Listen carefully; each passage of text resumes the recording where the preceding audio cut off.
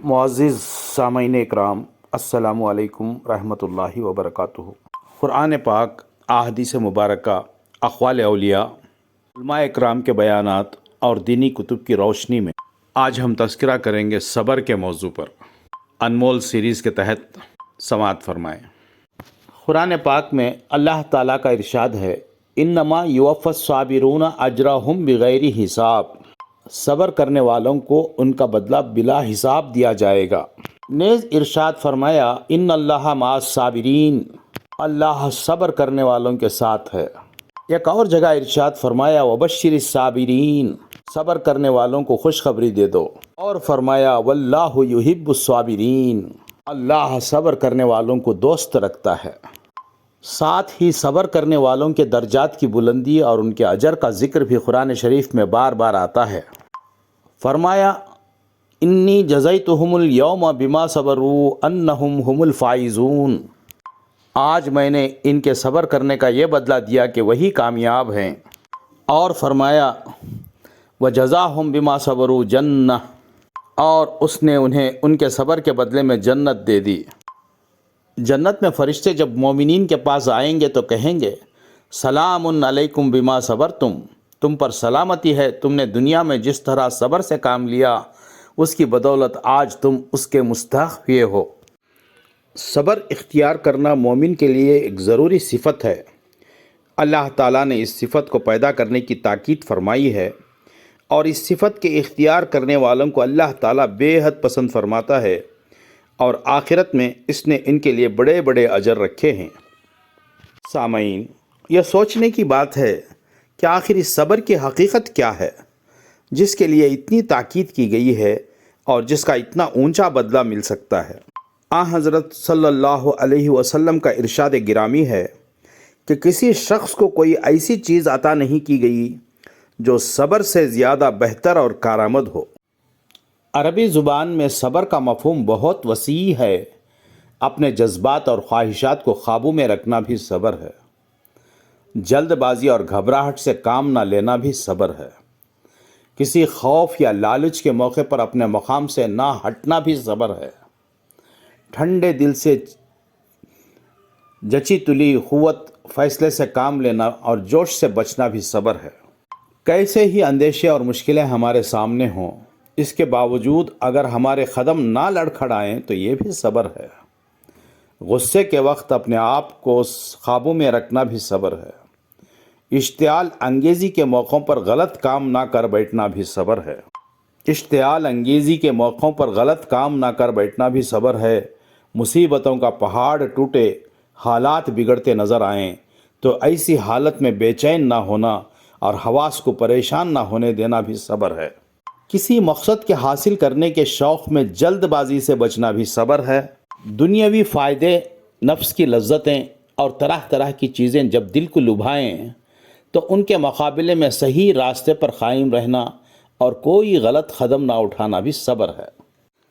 کسی شخص نے آپ کے خلاف الزام تراشیاں کیں، آپ بھی اس کے بہت سے عیب جانتے ہیں، آپ کا نفس تقاضا کرتا ہے کہ اس کی برائیاں بیان کر کے اسے بھی لوگوں کی نظروں میں گرایا جائے، لیکن آپ ایسا نہیں کرتے، صرف اس لیے کہ ایسا کرنے سے آپ کو روکا گیا ہے۔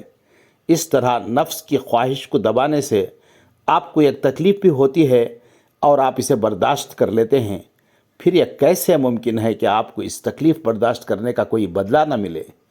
خواہش نفس کو روکنا بھی صبر ہے۔ ایک شخص معاشی تنگی میں مبتلا ہے، حلال روزی کمانے کی جتنی کوشش کرتا ہے ناکامی ہوتی ہے، ذرا بے احتیاطی سے کام لے تو ناجائز طریقوں سے آسانی کے ساتھ رزق حاصل ہو سکتا ہے۔ اس موقع پر اگر وہ اللہ تعالیٰ کی ناخوشی کے خوف سے غلط طریقوں سے بچتا ہے اور اس کی اجر کی امیدیں سختیاں برداشت کر لیتا ہے تو یہ صبر ہے، اور اس کا اجر یقیناً ملنا چاہیے۔ سامعین، اسی طرح زندگی میں بے شمار پہلو صبح سے شام تک ہمارے سامنے آتے ہیں، جہاں ایک طرف خواہش نفس ہوتی ہے اور دوسری طرف دینی اور اخلاقی تقاضے۔ گھریلو زندگی کی بدمزگیاں، اولاد کی محبت، اولاد کی نافرمانیاں، دوستوں اور رشتہ داروں کی بے وفائیاں، ملازموں اور دوسرے اہل معاملہ کی بے عنوانیاں۔ غرض یہ کہ قدم قدم پر مومن کے صبر کا امتحان ہوتا ہے۔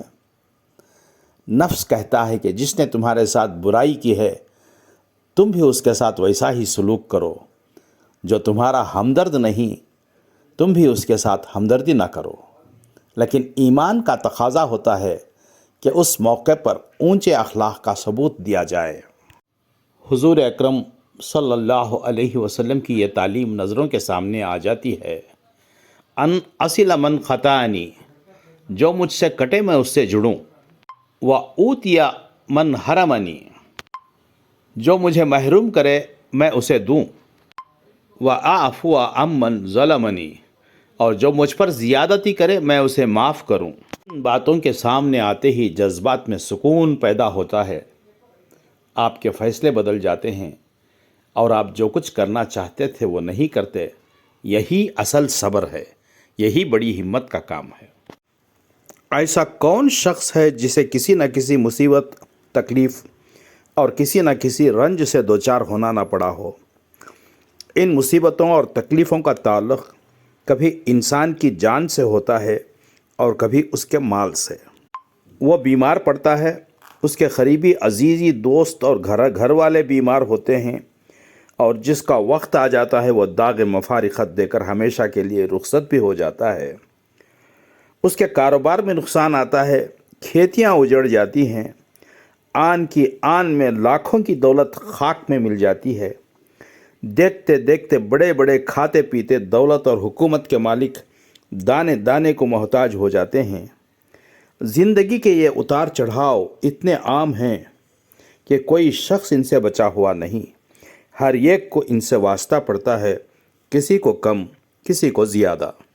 اللہ تعالیٰ اگر اپنے بندوں پر کبھی کچھ مصیبتیں ڈالتا ہے یا انہیں اس کے حکم سے کوئی جسمانی تکلیف یا مالی نقصان پہنچتا ہے تو اس لیے نہیں کہ وہ انہیں ہلاک کرنا چاہتا ہے یا انہیں عذاب دیتا ہے، بلکہ اس کی غرض کبھی تنبیہ ہوتی ہے اور کبھی امتحان۔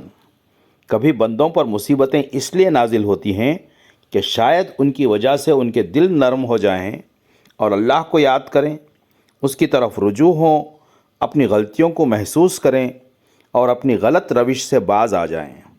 اور کبھی یہ مصیبتیں اس لیے آتی ہیں کہ اللہ تعالیٰ ان کے صبر اور ان کے توکل اور ان کے اعتماد کی جانچ فرماتا ہے۔ وہ یہ دیکھنا چاہتا ہے کہ بندے میں برداشت کی طاقت کہاں تک ہے، اس کے ایمان اور اللہ پر اس کے بھروسے اور اعتماد کی حالت کیا ہے۔ سامعین، مصیبتوں میں صبر کرنا اور اللہ کی رضا پر راضی رہنا بہت بڑی نعمت ہے، ایسی بڑی نعمت کہ اس سے زیادہ کسی اور نعمت کا تصور نہیں کیا جا سکتا۔ اس کی بدولت بندے کی خطائیں معاف ہوتی ہیں، آخرت میں اس کے درجات بلند ہوتے ہیں، اور ایک صبر کرنے والے مومن کے لیے مصیبتیں دراصل رحمت کا سبب بن جاتی ہیں۔ بعض بزرگوں نے فرمایا، اگر دنیا میں مصیبتیں نہ ہوتیں تو شاید ہم آخرت میں بالکل خالی ہاتھ ہوتے۔ مومن کے لیے تو راحت ہو یا مصیبت، دونوں میں خیر ہی خیر ہے۔ راحت ملنے پر وہ شکر ادا کرتا ہے، مصیبت پڑنے پر وہ صبر کرتا ہے۔ ہم سب اللہ کے ہیں، جو کچھ ہم کو پیش آ رہا ہے وہ اللہ کی مرضی اور اس کے حکم سے پیش آ رہا ہے، اور آخر کار ایک نہ ایک دن ہمیں اپنے اس مالک حقیقی کے سامنے حاضر ہونا ہے۔ وہ ہماری تمام باتوں کو جانتا ہے۔ جو سختی اور مصیبت کے وقت یہی کہتے ہیں کہ انا للہ و انا الیہ راجعون، ہم سب اللہ ہی کے ہیں اور ہمیں لوٹ کر اسی کی طرف جانا ہے، ایسے لوگوں کے لیے بڑی خوشخبری ہے، اور یقیناً وہ آخرت میں بڑے درجات پائیں گے۔ اللہ تعالیٰ کی رحمت ان کے شامل حال ہوگی، اور ایسے ہی لوگ حقیقت میں صحیح راستے پر ہیں۔ اللہ تعالیٰ ہم تمام کو اور امت مسلمہ کو صبر کی صفت کو پیدا کرنے کی توفیق عطا فرمائے، راحت ملنے پر شکر ادا کرنے کی اور مصیبت پڑنے پر صبر کرنے کی توفیق عطا فرمائے۔ آمین وآخر الدعوانا ان الحمد للہ رب العالمین۔ اقول قولی ھذا واستغفر اللہ لی ولکم اجمعین واستغفروہ انہ ھو الغفور الرحیم۔ عزیز القدر سامعین، انمول سیریز کی یہ کلپ اگر آپ کو پسند آئی ہو، اپنے دوست و احباب کو شیئر کریں اور میرے انمول سیریز کو سبسکرائب کریں۔ دعاؤں کا طالب خاکسار ڈاکٹر آر عبدالحمید۔ انشاءاللہ ایک نئے موضوع کے ساتھ پھر ملاقات ہوگی۔